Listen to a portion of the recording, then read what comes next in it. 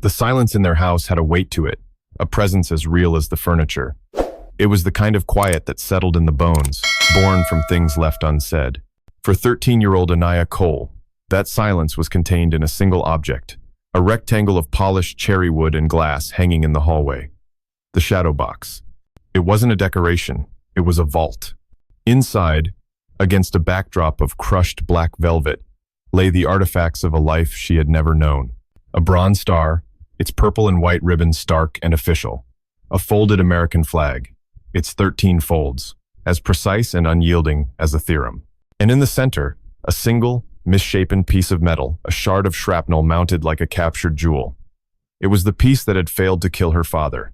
Her father, Sergeant Marcus Cole, moved through their quiet suburban Virginia home with a rhythm dictated by old injuries. A powerful man, built like the Army Ranger he once was. His presence was a study in contrasts. The immense strength in his shoulders and chest was betrayed by the slight, almost imperceptible limp in his right leg, and the careful way he rose from a chair, a hand instinctively going to his lower back. A latticework of keloid scars, smooth and raised, mapped a story of fire across his left forearm and up the side of his neck, disappearing beneath the collar of his shirt. He never spoke of them. He never spoke of the box. They were simply facts, like the sun rising or the floorboards creaking. Anaya had learned long ago not to ask directly. Instead, she orbited the subject, watching him in the mornings as he stood before the box, his reflection a ghost superimposed over the metals. He wasn't looking at them, she realized. He was looking through them, to a place she couldn't see. This morning, the silence felt different. It was charged with a new energy, a low hum of anticipation that was all hers. The assignment for Mr. Huan, Anderson's modern American history class, was sitting in her backpack, its title burning a hole through the fabric. My Modern American Hero. At the breakfast table, Marcus was nursing a black coffee, his gaze fixed on the rain lashing against the kitchen window. Anaya watched him, tracing the lines of his scars with her eyes. "Dad," she began, her voice softer than she intended. He turned his head, his dark eyes instantly focused and present. It was his most startling quality, the ability to shift from a far-off place to the here and now in a heartbeat. "Yeah, kiddo?" "The box," she said, finally daring to name it. "The men in it. The ones you call brothers." A flicker of something unreadable crossed his face. Not sadness, not pain, but a deep, somber recognition. He took a slow sip of his coffee before answering. "They're good men, Anaya, the best. Did they all come home?" Marcus set his mug down with a soft click. He looked at his daughter, truly looked at her, and the distance in his eyes vanished, replaced by a fierce, protective love. "We all left a piece of ourselves over there," he said, his voice a low rumble. "Some left more than others. But we made a promise, to always have each other's six, no matter what, no matter how long it's been." He paused. "It's a story about brothers, Anaya. That's all." But it wasn't all, and she knew it. It was the story she intended to tell. Northwood Preparatory Academy was a world away from the weighted silence of her home. It was a place of manicured lawns and hushed, historic hallways, where the quiet was one of privilege, not pain. Anaya moved through it with a carefully constructed confidence, her grades sharp, her wit sharper. She was one of only a handful of black students in her grade, a fact she wore like lightweight armor, always aware of it but refusing to be defined by it. Mr. Arthur Anderson's classroom was on the second floor, overlooking the pristine football field. He was the kind of teacher parents bragged about at dinner parties, charismatic, demanding, with a reputation for preparing students for the Ivy League. He was a tall, lean man in his 40s, with sharp blue eyes and a way of smiling that didn't quite reach them. As students filed in, settling into their polished desks, Anaya felt a familiar knot of tension in her stomach. Mr. Potty. Anderson had a way of dissecting things, ideas, beliefs, people with the cold precision of a surgeon. He stood at the front of the class, hands in the pockets of his tweed jacket. "All right, people, let's talk about your hero essays," he began, his voice smooth and authoritative. "I trust you've all chosen subjects of substance. Remember, we are looking for tangible impact, not just sentiment." His eyes scanned the room and landed on Anaya. "Miss Cole," he said, a faint, almost imperceptible curl to his lip. "Whose story will you be gracing us with?" Anaya sat up straighter. My father, sir. Sergeant Marcus Cole. A murmur went through the classroom. Everyone knew Anaya's dad, the quiet, scarred man who sometimes picked her up in his old Ford pickup. They saw him as a curiosity, a relic. Mr. Anderson raised an eyebrow. A military man. Bold choice. He paced slowly in front of her desk. Let's be sure we're analyzing heroism, Miss Cole, not simply romanticizing conflict. True heroism is often quiet, found in acts of profound moral courage, not just physical bravery under fire. The latter can sometimes be complicated. Psychologically, I mean. The words hung in the air, a subtle dismissal cloaked in academic language. He wasn't just questioning her choice. He was questioning her father's very essence, reducing his sacrifice to a psychological condition. Anaya felt a hot flush of anger creep up her neck. She could feel the curious, pitying glances of her classmates. She met his gaze, her own unwavering.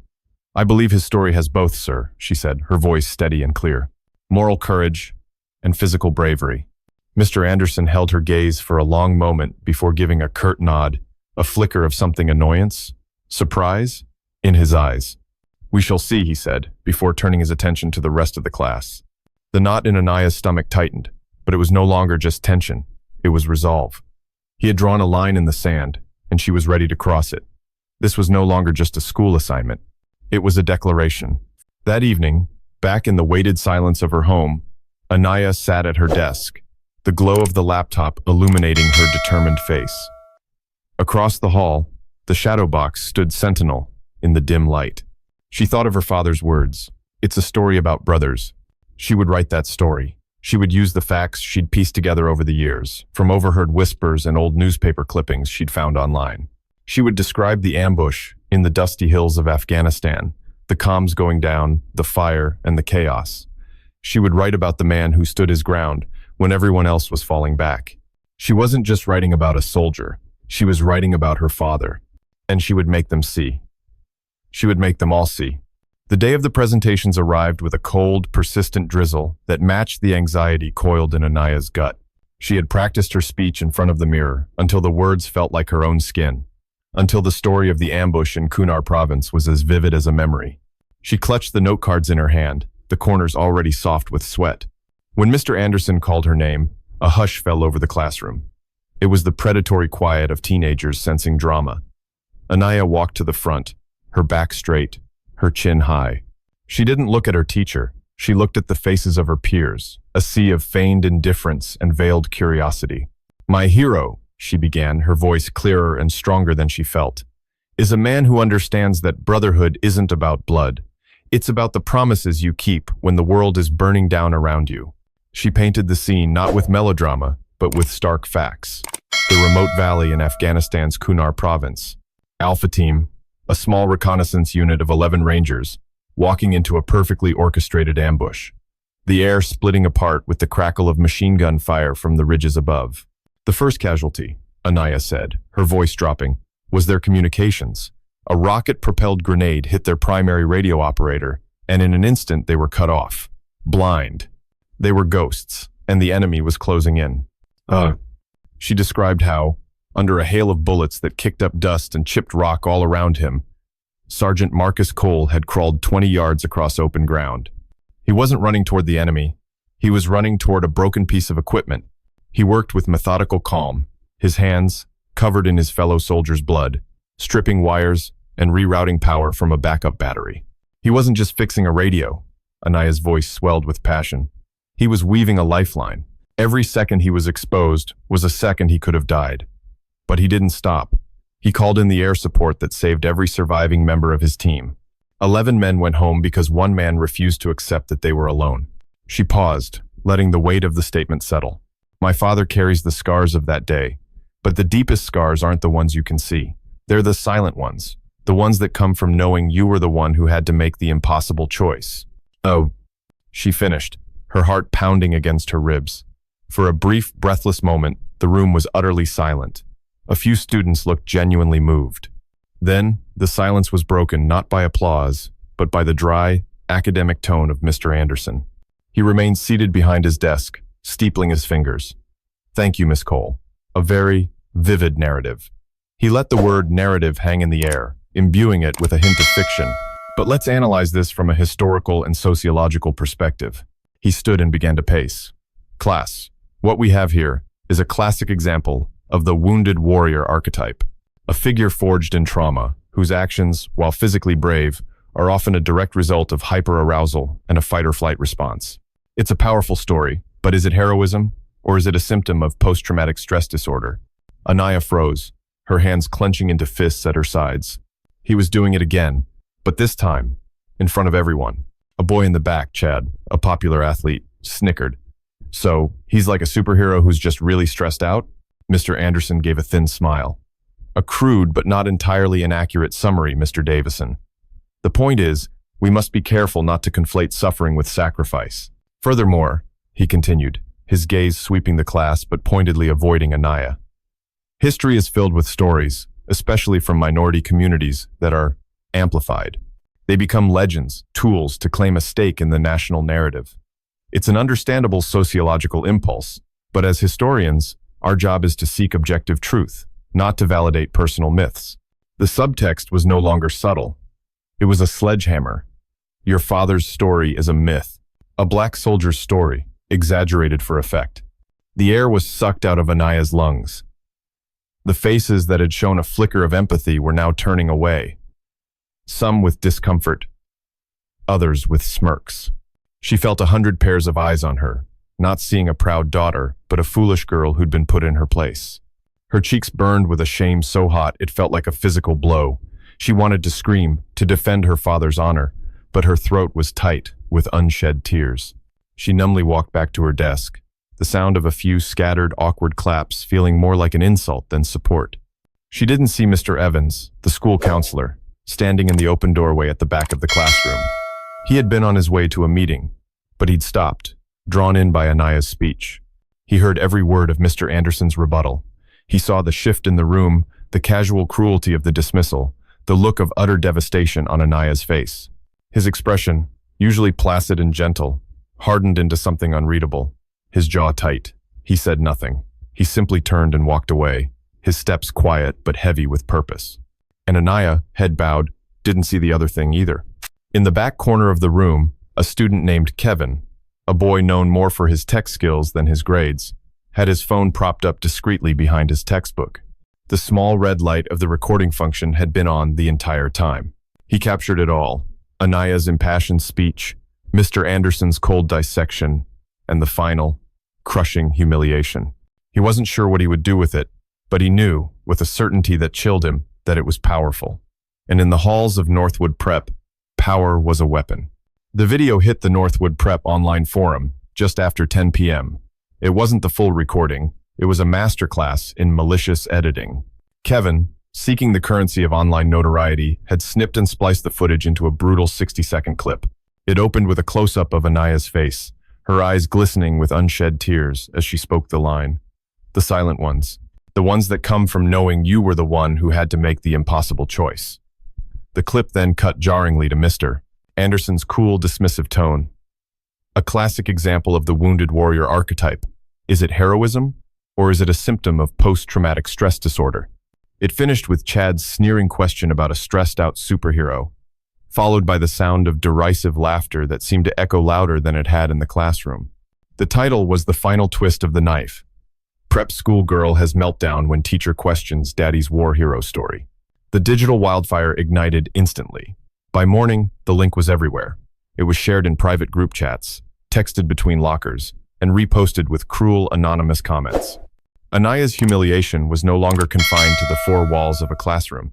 It was now a public spectacle, preserved for eternity on the school's digital jungle gym. Walking into school the next day was like walking through a gauntlet of whispers. The stares were no longer just curious, they were mocking. Someone had turned the clip into a GIF with the caption, "Number triggered." As she walked past a group of boys by the lockers, one of them coughed loudly and muttered, "Better not make any sudden moves. Might give her a flashback." She tried to hold her head high, to project an armor of indifference, but every snicker was a fresh wound. She felt exposed, her family's private honor stripped bare and turned into a meme. She ate her lunch in a deserted library carrel, the food tasteless in her mouth. Marcus knew something was wrong the moment he picked her up from school. The vibrant energy she usually carried was gone, replaced by a brittle silence. She slumped into the passenger seat of his pickup, her backpack held tight against her chest like a shield. "Tough day?" he asked, his voice gentle. "It was fine," she mumbled, staring out the window. He didn't press. He knew that pushing for information would only make her retreat further. But at home, the silence stretched and thickened until it was suffocating. He found her in her room, endlessly scrolling through her phone, her face illuminated by the screen, her expression a mixture of pain and anger. "Anaya," he said softly, standing in the doorway. "Talk to me." That was all it took. The dam broke. With a choked sob, she turned the phone toward him. He took it, his large, scarred hands looking out of place, holding the small device. He watched the 60-second clip. Once, twice. A cold, familiar stillness settled over him. It was the same stillness that came before the storm on the battlefield, a preternatural calm that sharpened the senses and focused the mind. The rage was there, a white-hot coil in his gut, but it was contained, locked down by years of discipline. This wasn't a physical enemy he could fight. This was something insidious, a poison that had seeped into his daughter's world and was now threatening to drown her. He handed the phone back to her, his face an unreadable mask. "I'll handle this." The next morning, Marcus Cole walked into the pristine, hushed offices of Northwood Preparatory Academy. His limp seemed more pronounced on the polished marble floors. He didn't raise his voice. He didn't make threats. He sat opposite Headmaster Wallace, a man whose expensive suit and anxious eyes screamed damage control, and calmly explained the situation. He spoke of the cyberbullying, the public humiliation, the violation of his daughter's privacy. Headmaster Wallace listened with a practiced air of concern. "This is deeply troubling, Mr. Cole. Deeply troubling," he said, steepling his fingers in a near-perfect imitation of Mr. Anderson. "We have a zero-tolerance policy for bullying at Northwood. We will, of course, look into this immediately." Marcus waited. He knew corporate speak when he heard it. "However," Wallace continued, shifting uncomfortably in his leather chair, "we also have to consider the context. Mr. Anderson is one of our most respected educators. His methods are Socratic. He challenges students to think critically. While the online behavior is unacceptable, the classroom discussion itself falls under the purview of academic freedom." The message was clear. "The school will protect its own. Your daughter's pain is a secondary concern." "My daughter was publicly humiliated for honoring my service," Marcus said, his voice dangerously quiet. "The context is that your teacher called my sacrifice a mental disorder, and the school's online platform was used as a weapon against a child. What are you going to do about it?" "We will launch an investigation," Wallace said, his tone becoming firmer, a clear signal that the meeting was over. "In the meantime, we advise that you and Anaya refrain from escalating the situation. It's best to let these things die down on their own." Marcus stood up, the chair scraping softly against the floor. He looked at the headmaster, a man who saw a problem to be managed, not a wrong to be righted. And in that moment, Marcus Cole understood. The system wouldn't protect them. The silence he had maintained for a decade, the dignity he had tried to model for his daughter, was being interpreted as weakness. He walked out of the office without another word. The cold rage in his gut was no longer just contained. It was being honed. That night, the peace of his suburban home was a distant memory. The weight of the silence had returned, but now it wasn't about the past. It was about the future. It was the quiet before a different kind of storm. The garage was Marcus's sanctuary, the one place where the ghosts of his past felt less like intruders and more like familiar shadows. It smelled of motor oil, sawdust, and time. Tucked away on a high shelf, behind a stack of old tires, was a dust-covered Pelican case. It was matte black, waterproof, and built to withstand a blast. He hadn't opened it in 5 years. He laid it on his workbench, the latches snapping open with a percussive crack that broke the heavy silence of the night. Inside, nestled in custom-cut foam, was not a weapon, but a piece of technology that felt like a relic from another life, a battle-worn Iridium satellite phone. Beside it lay a small, waterproof notebook. He powered on the phone, its screen flickering to life with a faint green glow. He navigated to the encrypted messaging app, his thumb moving with a certainty that bypassed conscious thought. He composed the message with the brutal economy of their shared language, a code forged in fire, where every word carried immense weight. There were no pleasantries, no explanations. The subject line was a stark declaration that would jolt any member of their old team to high alert. Shield compromised. He followed it with the two words that gave the sterile alert its devastating personal core. My girl. The message concluded not with a plea for help, but with a mission directive. A single, cold command that trusted the recipient's expertise completely. Need recon. He hit send. The message rocketed into the digital ether, bouncing off a satellite in low Earth orbit, destined for a secure server thousands of miles away. Marcus stared at the screen until the message sent confirmation appeared. Then he closed the case, the latches snapping shut with a sound of finality. He had lit a signal fire in the dark. The response was not a matter of if, but when. 2,000 miles away, in a minimalist glass and steel office overlooking the Austin skyline, Layla Raven Jones was leading a late-night threat assessment for a Fortune 500 client. She was a woman who commanded attention without demanding it, her hair in sharp, stylish locks, her eyes missing nothing. Her team of cybersecurity experts watched as she dismantled a rival corporation's digital attack with surgical precision. A private alert chimed softly on her smartwatch, a unique vibration no one else would notice. Her expression didn't change, but her focus subtly shifted. She wrapped up the meeting with brisk efficiency, her mind already moving to a different, more important network. Back in her private office, she locked the door and pulled out a burner laptop from a locked drawer. This machine had never touched her company's network or the public internet. It connected through a series of encrypted proxies that made her location virtually untraceable. She logged into a dark web portal, a digital dead drop site that Alpha Team had built years ago. The message was waiting. Her blood ran cold. Shield. Marcus. Their anchor. The man who was so solid he seemed immovable. And the words, my girl. That meant Anaya. This wasn't about a stolen valor imposter or a forgotten debt. This was personal. The word recon told her everything she needed to know. Marcus wanted information before action. He wanted to know the battlefield before he chose the engagement. Her fingers flew across the keyboard. She wasn't just a hacker. She was a digital ghost. She began a quiet, deep-level probe of Northwood Preparatory Academy's network, slipping past their firewalls like a whisper. At the same time, she activated the rest of the silent network. She sent out a single, encrypted broadcast to 7 other numbers scattered across the country. Alpha Team, stand by. SHIELD has initiated a recon protocol. Await. SITREP. The signal was lit. From a trauma surgeon in Chicago to a construction foreman in Denver, 7 pagers, phones, and alerts, all dormant for years, came to life. The ghosts were stirring. Meanwhile, in a quiet office at Northwood Prep, another signal was being lit, this one traveling through more conventional, but no less secure, channels. Mr. Evans, the school counselor, sat at his desk, long after the last student had gone home. The image of Anaya's face, pale and shattered, was burned into his mind. He knew the hollow promises of the administration.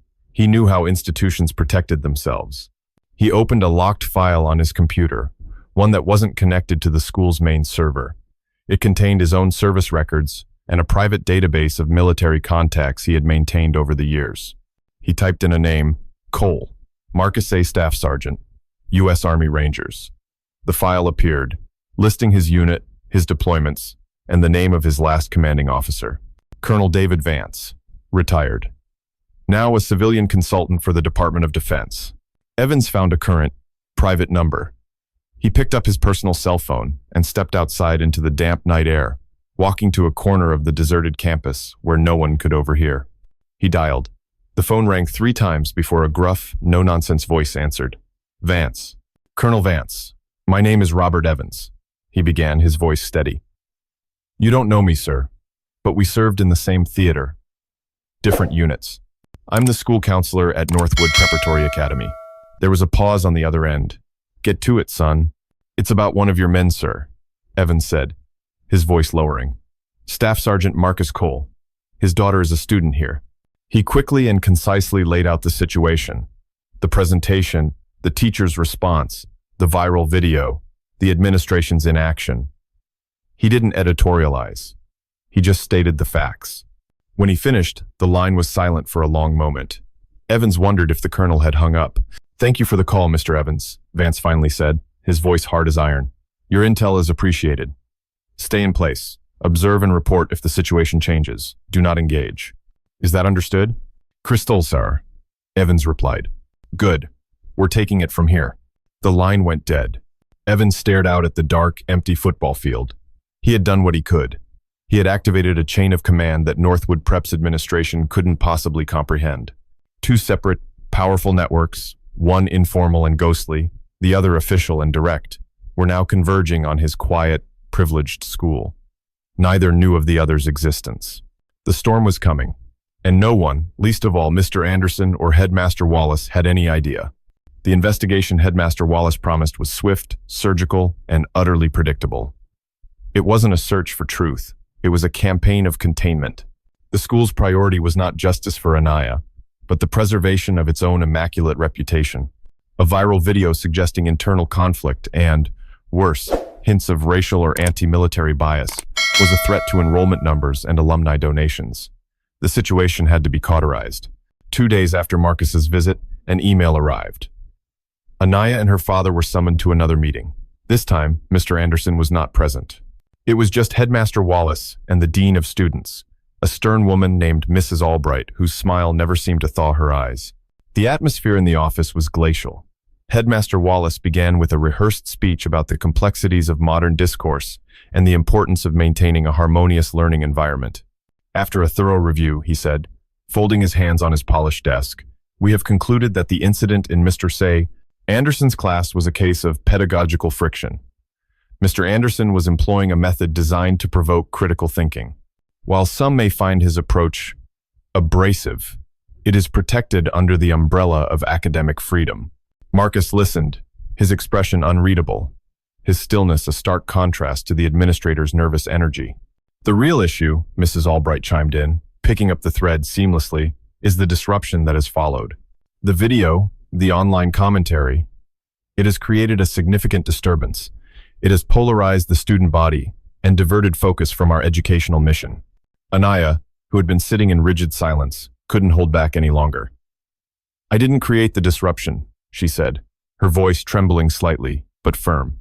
"I was humiliated, and then someone posted a video of it. I'm the victim here." Mrs. Albright leaned forward, her voice taking on a tone of patronizing sympathy. "Anaya, we understand that you feel that way, but perception is key. By continuing to focus on this, you are, perhaps unintentionally, fanning the flames. You've created a narrative of conflict around yourself." Marcus placed a steadying hand on his daughter's shoulder. "My daughter is not a narrative," he said, his voice low and level, yet carrying an authority that made both administrators sit up straighter. "She is a child who was targeted by her teacher and bullied by her peers. You have done nothing to address that." Headmaster Wallace cleared his throat, his veneer of control beginning to crack. "Mr. Cole, we have a responsibility to the entire school community. And Anaya's confrontational stance in this matter is becoming counterproductive." "Confrontational?" Anaya shot back, her sense of injustice overwhelming her fear. "I'm supposed to just sit there and let him call my father a liar? Let everyone laugh at me?" That was the opening they were waiting for. "That attitude," Mrs. Albright said, her voice hardening, "is precisely the problem. It demonstrates a lack of respect for the school's process and for your educators." Headmaster Wallace delivered the final blow. "Therefore, in the interest of de-escalating the situation and allowing for a period of reflection, the board has decided to suspend Anaya for 3 days." The air in the room seemed to crystallize. Suspension. They weren't punishing the bullies. They weren't reprimanding the teacher. They were punishing the victim. They were silencing her. "For what?" Marcus asked, the single word dropping into the silence like a stone. "Insubordination and contributing to a disruptive school environment," Wallace recited, as if reading from a script. For a long, terrifying moment, Marcus Cole said nothing. He simply looked from Wallace to Albright, and in his eyes was the profound, weary disappointment of a man who had seen the absolute worst of humanity and was now finding its petty, bureaucratic cousin sitting across a mahogany desk. He had come to them for justice and had been handed an invoice for his daughter's pain. This was the final line. His silence, the quiet dignity he had clung to for a decade, had been mistaken for weakness. His restraint had been used as a weapon against his own child. The promise he'd made to himself to leave the war behind died in that sterile, air-conditioned office. He stood, pulling Anaya gently to her feet. He gave the administrators a look that was devoid of anger, devoid of heat. It was far colder, far more final. It was a look of judgment.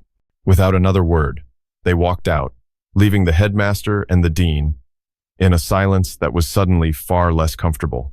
As the heavy office door clicked shut behind them, Marcus pulled out his phone. His movements were calm and deliberate, a stark contrast to the storm raging within him. He found the secure messaging app and opened the existing thread with Raven. He composed his reply with the chilling finality of a commander crossing his Rubicon. The subject line was a direct reference to his previous restraint. Shield compromised. The body of the message was the command that would set everything in motion, erasing any ambiguity about their next steps. It was a declaration that the time for observation was over. Change of plan. This is no longer recon. This is an operation. Chapter 6. The Ghosts Assemble. The new directive. This is an operation rippled through the silent network with the force of a shockwave. For the men of Alpha Team, the word operation meant something specific.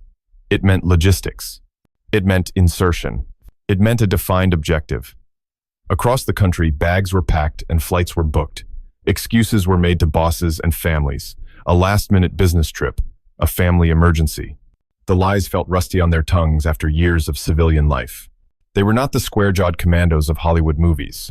The years had softened their edges, thickened their middles, and dusted their hair with gray. But beneath the surface, the training was dormant, not dead. The first to arrive in Virginia was Javier Doc Ruiz. He landed at Dulles International Airport carrying a single duffel bag. In Chicago, he was Dr. Ruiz, a renowned trauma surgeon whose steady hands pieced together the victims of gang violence and car crashes. But here, slipping into a rental car, he was just Doc, the man who had kept half of Alpha Team from bleeding out in a dusty ditch, the man who still had nightmares about the one he couldn't save. Next came Mike Heavy Patterson, a mountain of a man who now ran a successful construction company in Denver. He checked into a nondescript motel just outside the affluent suburbs of Northwood, his large frame seeming to fill the small room. He had been their breacher, the man who could knock down any door. Now, he mostly knocked down walls for high-end kitchen remodels, but the same quiet, explosive power was coiled within him. They converged on the designated rendezvous point, a bland Marriott courtyard 20 minutes from the school. They didn't check in together or acknowledge each other in the lobby. They were ghosts, assembling in the shadows. The nerve center of the operation was in room 314. Inside, Layla Raven Jones had transformed the generic hotel room into a tactical operations center. 2 high-end laptops, multiple burner phones, and a portable satellite uplink were spread across the desk. The blinds were drawn, and the only light came from the glow of her screens. Her initial recon had given them the school's layout, the administration's profiles, and the digital footprint of the key players. Now, with the mission upgraded to an operation, her objective had changed. Marcus hadn't specified the goal, but she knew him. This wasn't about revenge. Revenge was messy, and Marcus was precise. This was about correction. To correct a situation, you had to understand its source. The source was Mr. Arthur Anderson. So Raven began to dig, not into his finances or personal life that was amateur hour. She dug into his history, his deep web presence, the digital breadcrumbs everyone leaves behind. She peeled back the layers of his academic career, his publications, his social media, looking for the fault line, the one event that could turn a respected teacher into a man so full of quiet poison. For hours, she found nothing but the carefully curated life of an academic. Then, she shifted her search. She stopped looking at Arthur Anderson and started looking for any military connections in his family. She cross-referenced the Anderson surname with public military service records from the last 2 decades. The hit came at 2:17 a.m. It wasn't a direct match. It was a name on a memorial page for fallen soldiers from their home state. A simple, heartbreaking tribute from a local VFW post. PFC Daniel Anderson, 19 years old. Died in service to his country. Kunar Province, Afghanistan. Raven's fingers froze over the keyboard. Kunar Province. The same damn place. The same damn year. Her heart began to hammer against her ribs. She ran a deeper search, accessing a restricted military casualty database she really wasn't supposed to have access to. The file that appeared on her screen was brutally sparse. A life reduced to a few lines of sterile, bureaucratic text. The heading was stark. Anderson, Daniel P. PFC, U.S. Army. Below it, The cold facts were laid out. The date of death was the 14th of October, 2011. A date forever burned into her memory. The location was listed as Kunar Province, Afghanistan. But it was the final line, under the heading Cause, that made the air freeze in her lungs. The official record, the story told to a grieving family, was not one of enemy fire or a heroic last stand. It was a quiet, almost shameful phrase. Non-combat related incident. Weapons malfunction. Raven stared at the screen, a cold dread creeping up her spine. That wasn't right. The sequence was wrong. The ambush had been chaos from the first second. There was no non-combat anything that day. She felt a sudden, sickening lurch in her stomach. This wasn't a simple case of a cynical teacher. This was something deeper, something far more painful. The hatred Mr. Anderson directed at Marcus wasn't random. It wasn't about ideology or academic theory. It was personal. She pulled up the official roster for Alpha Team on that mission. She scanned the names, her eyes moving down the list. Cole, M. Ruiz, J. Patterson, M. And there, near the bottom, was a name she hadn't thought about in a decade. A new recruit, fresh-faced and barely out of basic. The F&G, the effing new guy they had all tried to look out for. Daniel Anderson. He had been assigned to their team just 3 days before the ambush. He had been one of them, and he had been the first one to die. The pieces clicked into place with horrifying clarity. Mr. Anderson wasn't just a teacher who hated war heroes.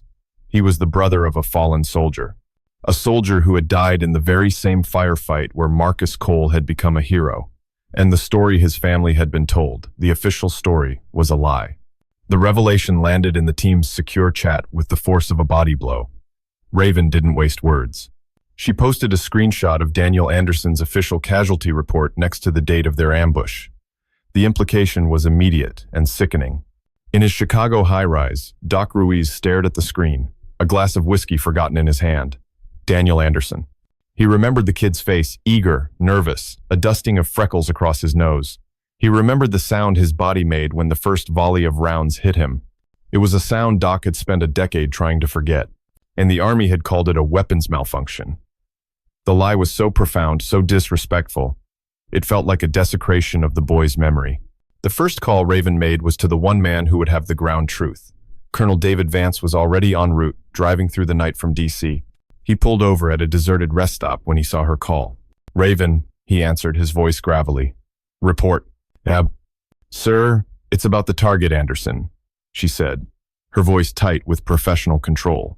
His brother, PFC Daniel Anderson, was Kia with us on the 14th of October. She relayed the official cause of death. "Sir, that's not what happened.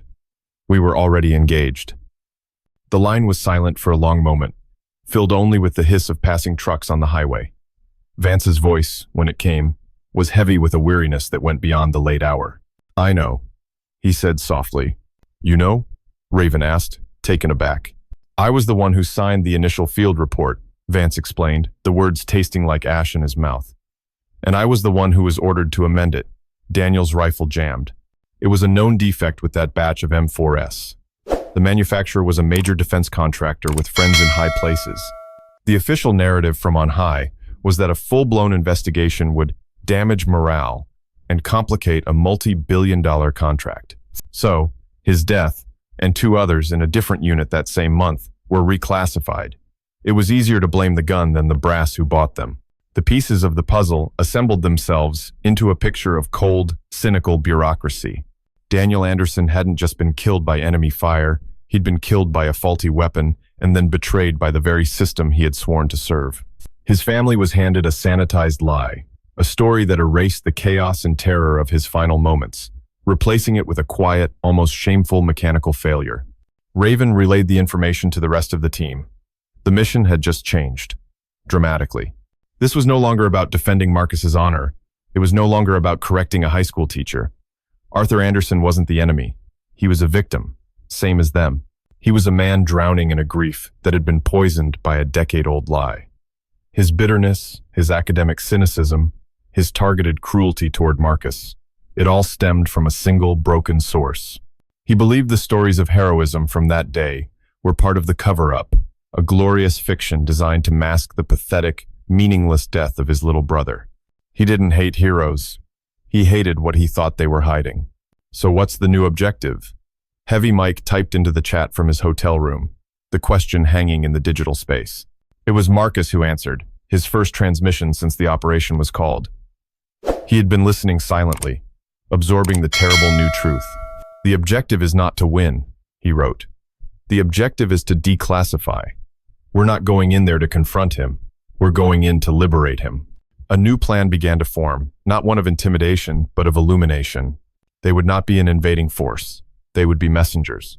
They needed to bring Arthur Anderson the one thing he had been denied for 10 years, the truth. Not just the truth of how his brother died, but the truth of how the men around him had fought to save him. Raven's fingers flew across her keyboard, her new task clear. She wasn't looking for leverage anymore. She was curating evidence. She began compiling a new file. It included the original, unamended after-action report, which Vance had kept a private copy of a violation of regulations he had deemed necessary. She added Doc Ruiz's initial field medical assessment of Daniel's injuries, which clearly noted multiple gunshot wounds. The final piece of the puzzle came from Marcus himself. He sent Raven a short audio file from his personal records. It was a recording from his helmet cam's comms link, starting just seconds after the ambush began. It was mostly chaos shouting, static, the deafening roar of gunfire. But through it all, one clear, desperate voice could be heard. It was Doc Ruiz. He's hit, Denny's down, man down. Then, another voice, calmer, cutting through the panic. It was Marcus. Covering, I'm moving to him. Raven, get on the horn now, now. The audio was the proof. It was the sound of what really happened. It was the sound of men fighting for their brother's life, not the quiet click of a malfunctioning rifle. Their arsenal was no longer anger or intimidation. It was the unredacted truth, and they would deliver it not to punish a man, but to set him free. The morning of the operation broke gray and overcast, the sky a blanket of bruised purple. Anaya was at home, serving her suspension, a knot of anxious energy in her stomach. Marcus had only told her one thing before he left. Stay by the phone. Trust me. At Northwood Prep, the 10:15 a.m. bell rang, signaling the start of third period. In room 204, Mr. Arthur Anderson launched into his lecture on the socio-political impact of the Vietnam War, his tone as dry and cynical as ever. He was oblivious to the quiet convergence happening just outside his door. They didn't storm the classroom. The approach was one of quiet, undeniable purpose. Mr. Evans, the school counselor, led the way. He knocked once on the door before opening it. Arthur, he said, his voice calm but firm. You have some visitors. Mr. Anderson looked up, his lecture halting mid-sentence. His annoyance was immediate. Standing in the doorway were 8 figures, men and one woman, dressed in unassuming civilian clothes, jeans, work shirts, jackets. But they didn't look like parents. They carried with them an aura of stillness, a weight that seemed to suck the air out of the room. At the back of the group, almost hidden in the shadows of the hallway, stood Marcus Cole. The students swiveled in their seats, their faces a mixture of confusion and excitement. This was a welcome diversion from a lecture on the Tet Offensive. Excuse me, this is a closed class, Anderson said, his voice sharp with authority. Whatever this is, it can wait. Colonel Vance, his posture erect even in a simple blazer, stepped forward. The other members of Alpha Team filed in behind him, lining the side and back walls. They didn't speak or make eye contact with the students. They were simply there, an immovable human perimeter. Heavy Mike stood near the door, his sheer size an unspoken deterrent to any interruption. Mr. Anderson, Vance said, his voice not loud, but carrying an authority that instantly silenced the room. We're not here to wait, and we're not here to debate history. He walked to the teacher's desk and placed a thick black binder on it with a soft thud. We're here to correct the record. Oh. Anderson stared at the binder, then at the faces of the strangers who had invaded his sanctuary. He recognized Marcus Cole at the back, and a flicker of rage crossed his face. This is completely inappropriate. I'm calling security. That won't be necessary, Mr. Evans said quietly from the doorway, holding up a hand. I've already cleared it with the headmaster's office. They are my guests. It was a lie, but a necessary one. Anderson's eyes darted from Evans to Vance, a cornered look appearing on his face. He hesitantly opened the binder. The first page was a high-resolution photo of a young, smiling soldier in his dress uniform. Private First Class Danielle Anderson. His breath caught in his throat. You've been operating under a false briefing for 10 years, sir. Vance continued, his tone softening slightly, shifting from command to compassion. Your brother did not die because his weapon malfunctioned. He died in combat, fighting alongside us. He died a soldier. Anderson's face went pale, a mask of disbelief, warring with a decade of hardened cynicism. He flipped the page. It was a scanned document, the original, unamended after-action report from the ambush. His eyes scanned the lines, a frantic search for the truth he had been denied. He saw the timeline, the description of the initial enemy contact, the list of casualties. And there it was, a single, devastating line in the initial report. PFC Anderson, DP, Kaya, first volley. He sank into his chair, his carefully constructed world beginning to crumble. The students watched in rapt, bewildered silence, sensing they were witnessing something far more profound than a simple classroom disruption. The story you were told, Vance said, his voice filling the quiet room, was an administrative fiction designed to protect a contractor. We are here today to give you the truth. Not for us, not for Marcus, for Daniel. The reckoning had begun. A heavy, ringing silence filled the room, broken only by the sound of Arthur Anderson's ragged breathing as he stared at the report. The students were frozen, their teenage apathy shattered, replaced by a raw, unblinking focus. They were no longer watching a confrontation. They were bearing witness. Then, one by one, the members of Alpha Team began to speak. Their voices were quiet, stripped of all bravado. This was not a performance. It was a debriefing of ghosts. Doc Ruiz stepped forward, his eyes fixed on Anderson, but seeing a dusty hillside a world away. I was the medic, he said, his voice raspy. I was 10 feet from your brother when the first rounds hit. There was no time for a weapon to malfunction. He was returning fire. He was fighting. Doc's gaze dropped to the floor. I tried to get to him, but the fire was too heavy. Before I could move, Marcus was already there, laying down suppression fire, drawing their attention so I would have a chance. He looked back at Anderson, his expression etched with a decade of guilt. Marcus took the shrapnel that was meant for me while I was trying to reach your brother. That's the truth of it. Next, Raven spoke, her voice clear and precise, cutting through the emotional haze. My comms were down. I was the lifeline, and I was cut off. I panicked. She glanced at Marcus, who stood unmoving at the back of the room. He got on the secondary channel. His voice was the only thing I could hear through the static. He didn't yell. He was calm. He said, "Focus on me, Raven. Talk me through it. Where do you need the birds to be?" He was shielding Doc with his own body, calling out enemy positions, and walking me through the air support call simultaneously. That wasn't a symptom of stress, Mr. Anderson. That was clarity. That was leadership. Heavy Mike, the imposing breacher, spoke next, his voice a low rumble that seemed to vibrate through the floorboards. We were pinned down, about to be overrun on the left flank. Command was chaos. Marcus got on the net and gave one order. Shift fire. Sector 3. Mike, on my mark, you pop smoke. It was simple. It was direct. It cut through the noise. That order saved my life and the lives of the two men with me. Each testimony was a brushstroke, painting a picture not of a mythical superhero, but of a man holding the line, making impossible decisions in split seconds, his focus not on his own survival, but on the survival of the whole. They weren't talking about heroism. They were talking about teamwork, about the grim, bloody calculus of command. Arthur Anderson listened, his head in his hands, his shoulders shaking. The neat, cynical box he had built around his grief was being systematically dismantled, piece by painful piece. The story he had clung to of a pointless, lonely death was being replaced by a truth far more terrible and, somehow, more honorable. When the last member of the team had spoken, a new silence fell. It felt final, but it wasn't over. Mr. Evans, the school counselor who had been standing quietly by the door, took a slow step into the center of the room. His face was pale, his hands trembling slightly. There was one more soldier, he said, his voice unsteady, capturing everyone's attention. He was separated from the main group when a Humvee overturned.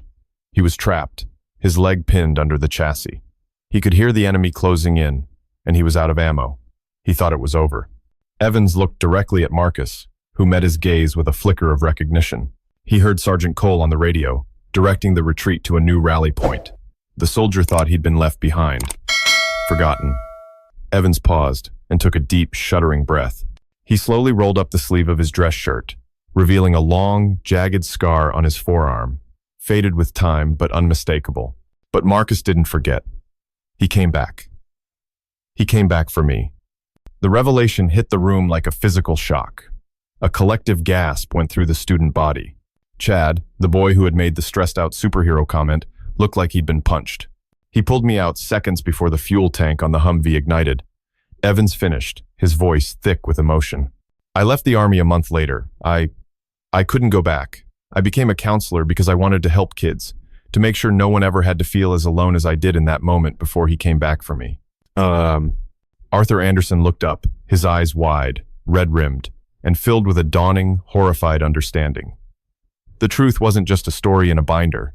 It wasn't just the testimony of strangers. It was standing right here, in his school, in the person of his colleague, a man he saw every single day. The entire, agonizing, heroic, and tragic tapestry of that day was laid bare in the sterile quiet of his classroom. And in the center of it all stood Marcus Cole, the man he had vilified, the man whose sacrifice was the thread that held it all together. The reckoning was complete. The aftermath of Mr. Evans's confession was a profound, echoing silence. In that moment, the room was no longer a classroom. It was a sacred space, heavy with the weight of truth and memory. The students sat motionless, their worldviews irrevocably altered. They had come in expecting a history lesson and had received an education in humanity. Slowly, shakily, Arthur Anderson rose to his feet. He walked around his desk, not with the confident stride of a teacher, but with the hesitant steps of a man stripped bare. He stopped in front of Marcus, who had finally moved from the back of the room. The two men stood face to face, a decade of misunderstanding and misplaced anger hanging between them. Anderson's eyes were filled with a torrent of emotions, shame, gratitude, and a grief so deep it seemed bottomless. He opened his mouth, but no words came out. He swallowed hard and tried again. My brother, he looked up to guys like you, he finally managed, his voice breaking. He wrote about it in his letters. He said he wanted to be a ranger because they never leave anyone behind. A single tear traced a path down his cheek. He didn't try to wipe it away. Thank you, he whispered, the words raw and inadequate, yet holding the weight of a decade of pain. Thank you for being there with him. Marcus simply nodded, his expression one of profound, shared sorrow. There was no victory in his eyes, only empathy. He reached out and clasped Anderson's shoulder, a gesture of solidarity that transcended race, rank, and history. They were just two men, bound together by the ghost of a boy they had both loved. The tension in the room broke, replaced by a quiet wave of release. Colonel Vance gave a subtle nod to his team. Their mission was complete. They began to file out as quietly as they had entered. Their purpose served. As they reached the door, a voice called out, hesitant but clear. Sergeant Cole? It was Chad, the athlete. He was on his feet, his face flushed with shame. Sir, I'm sorry. Then another student stood, and another. Soon the entire class was standing, not in applause, but in a silent, solemn tribute. It was a gesture of respect so profound it was more powerful than any ovation. The fallout at Northwood Prep was swift, but not in the way one might expect. There was no public scandal. Headmaster Wallace, faced with a situation far beyond his capacity for damage control, was forced into a moment of genuine institutional reckoning. Mr. Anderson was not fired. Instead, he took a leave of absence, and upon his return, he and Marcus, with the full support of Mr. Evans, co-developed a new program. It was an oral history project called the Legacy Initiative, connecting students with veterans and other community members to document their living histories. The original, unedited video of Anaya's presentation, along with a formal apology from the administration and the student who posted it, was shown at an all-school assembly. The narrative of mockery was officially replaced by a narrative of honor. A few weeks later, Anaya was in her room, the late afternoon sun streaming through her window. The house was still quiet, but the silence had changed. The weight was gone, replaced by a peaceful stillness. Marcus came in and stood beside her. He held out his hand. In his palm lay the bronze star. I was wrong, he said, his voice soft. I kept this story in the dark because I thought I was protecting you from it, but you were trying to protect its light. He gently closed her fingers around the metal. This doesn't belong to me, Anaya. It belongs to the memory of all of us. It belongs to Daniel, and it belongs to you. You fought for it as much as any of us. Anaya looked at the metal, its metallic weight cool and solid in her hand. Then she looked at her father, seeing him more clearly than ever before. She walked over to the shadow box on the wall. For years, it had been a symbol of a past she couldn't touch, a vault of silent pain. Now, it was something else. She opened the glass case. She placed the bronze star back on its velvet hook. But next to it, where there had once been an empty space, she added something new. It was a photograph, taken by Mr. Evans on his phone in the school parking lot after the operation. It showed the 8 members of Alpha Team, a motley crew of different ages, races, and walks of life. They were laughing, clapping each other on the back, surrounding her father. In the photo, Marcus Cole was smiling, a genuine, unguarded smile she had rarely seen. She closed the box. It was no longer a tomb for a painful past. It was a testament to a living legacy, a story of brotherhood, sacrifice, and the redemptive power of truth. The silence in their house was finally at peace, filled not with what was lost, but with the enduring light of what had been found.